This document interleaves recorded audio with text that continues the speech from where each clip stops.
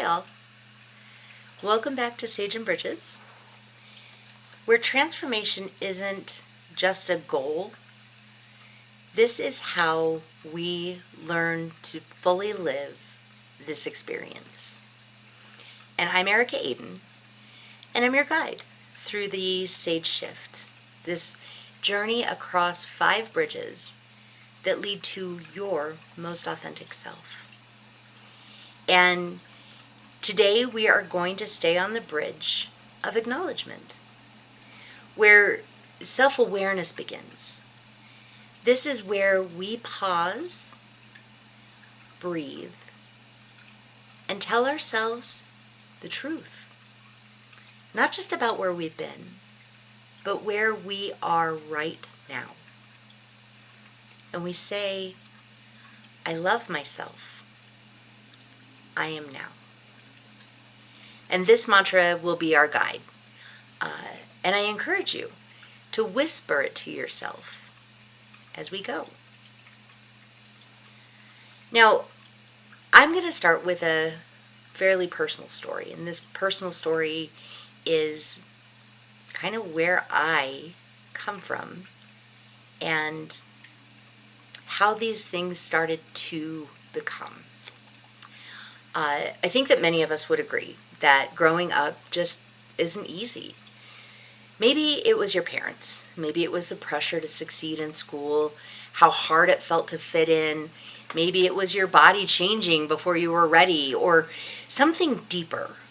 Poverty, food insecurity, moving around too much, sibling rivalry, all of those things. Whatever your version of that is, the truth is, growing up is one of the hardest things that we do as human beings. And I had those challenges too. Being a kid was tough. But when you're also faced with being disregarded or even given the wrong attention, changes how you see yourself. And not just as a child, but as a teenager too. And eventually, it can carry over into our adulthoods. Now, I grew up in a home that wasn't particularly affectionate. We had dinners at the table, we had family vacations, and on the surface, we really had what looked like a normal family life. You know, there's even a photo of me and my siblings at Disney, the happiest place on earth. But in that photo, my siblings and I are crying. We were visibly upset.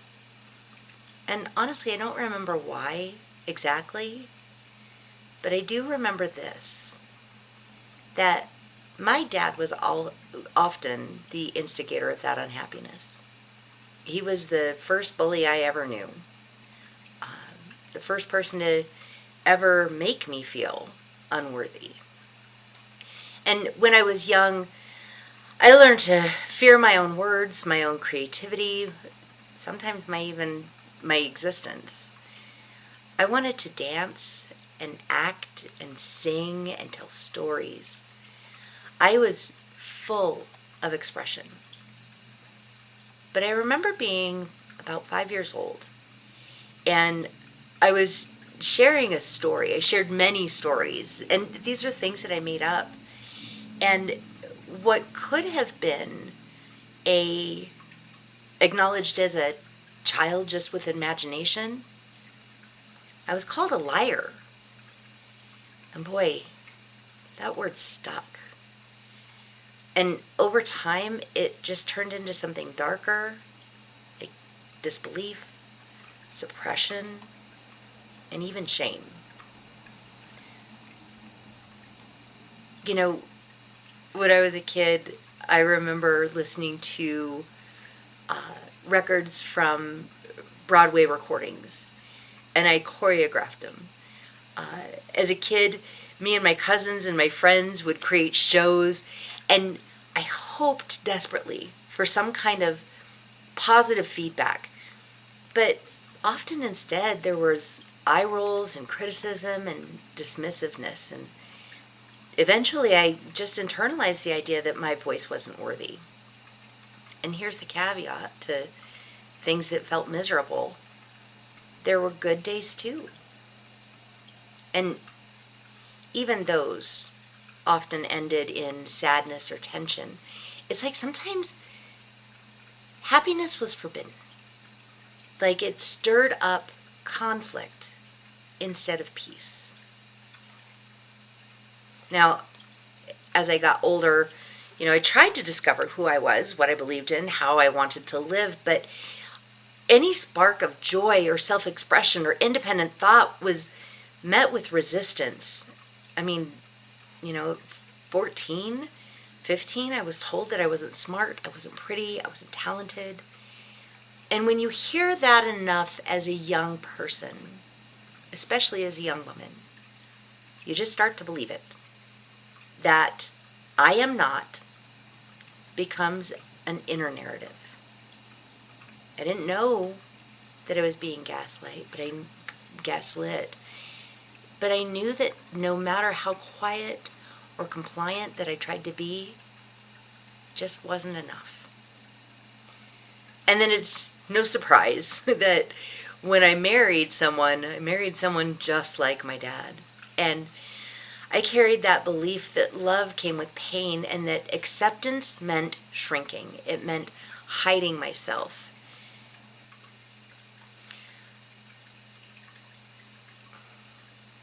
I won't go into the details of that marriage, but I will say this. I was never living in the present then. I was always trying to survive something. And one day, I chose to leave. And I started all over. And I began the journey to discover the person who had always been inside. That creative person, that imaginative person, that person that loved living life. And oftentimes it was a person that, others would see inside of me that I just wasn't seeing. And one of the most pivotal moments came when I was a behavior modification trainer. I was in college, was studying psychology, and someone shared a VHS tape with me. Yes, a VHS. And it was a motivational speaker. And I gotta be honest with you, I don't remember who it was, but I remember looking or watching him talk about finding that love within yourself, who you are. And he suggested a very simple but powerful practice. And it was to look in the mirror, to look at yourself dead in the eyes, and just say, I love you, every single day. And that practice can sometimes be one of the most difficult things that you get to do. Because at first it felt ridiculous, but I did it on the good days, on the horrible days. And slowly but surely, just like the man on the VHS said, I started to believe it. And I began to see myself not as a survivor, but truly someone with talents and depth and possibility. That little girl who wanted to dance and tell stories, she was still here, and she was worth loving. Now, acknowledging myself wasn't just about loving who I was. It was about loving everything that had brought me to that point. The mess, the mistakes, the breakthroughs, the breakdowns, all of it. Because here's the thing, you cannot move forward until you acknowledge where you've been. And before I move forward, as you hear this, if any part of my story resonates with you, I want you to really listen to this. You are not broken. You are not too much or not enough. You are here, and that means something.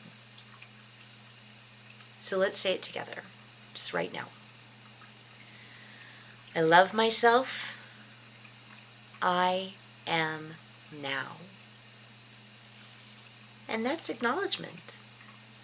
That's the first shift.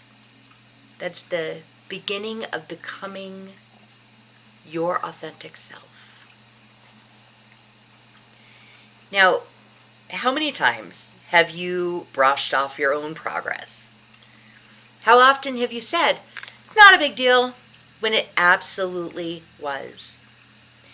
We live in a culture that teaches us to downplay our light, magnify our flaws. But what if you just started doing the opposite? Acknowledge is not ego. It's not indulgent. It is clarity.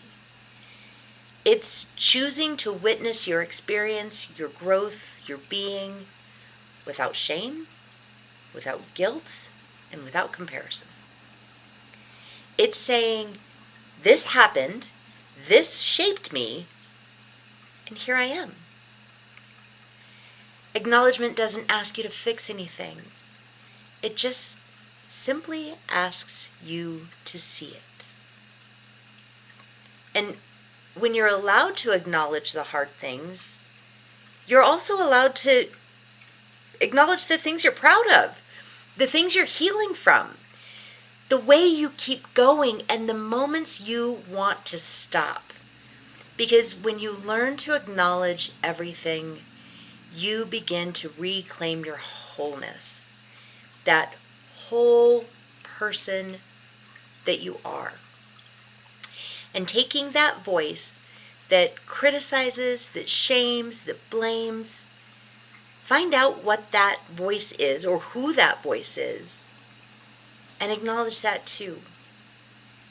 And then look at yourself and release yourself from the trauma that your thoughts can bring. Because we often hear that we need to forgive ourselves for the things in our past. But sometimes it's not about forgiveness, but it's truly releasing ourselves from the ties that connect the thought to the trauma and to the resentment that we feel. And that resentment causes us fatigue, causes us to be stuck, causes us to not really enjoy this journey. And what's this journey if it's not here to enjoy? So let's ground with a tool that you can take truly in your daily life. This is the mirror check-in. So stand in front of the mirror. Place your hand over your heart and look at yourself dead in the eyes and say, I love myself. I am now. And then say 3 acknowledgements. Something you did, something you felt, and something you're becoming. And you can even record this on your phone and listen to it during your day, especially when that inner critic gets loud. Because this simple act of seeing yourself every day, without makeup, titles, roles, performances, creates that shift. And over time, your nervous system begins to trust your own presence. Now, this is the first A in this sage shift journey, but it is foundational to really acknowledge yourself. You create the space to awaken, align, arise, and finally accept. And you don't need to wait until you're perfect. You don't need to wait until you're polished. You don't even need to wait until you're ready. You just need to start where you are. So take that breath, hand on your heart, and say it one more time with me. I love myself. I am now. Doesn't it feel good? Hey, if this message resonated with you, if something inside you stirred or softened, I'd love to walk with you further. So simply send me a message, schedule a session, because I'm here and I see you. And before anyone else can truly witness you, you first need to witness yourself. You can't heal what you hide. Come back next week for more. Love to continue this conversation with you. In the meantime, you are loved.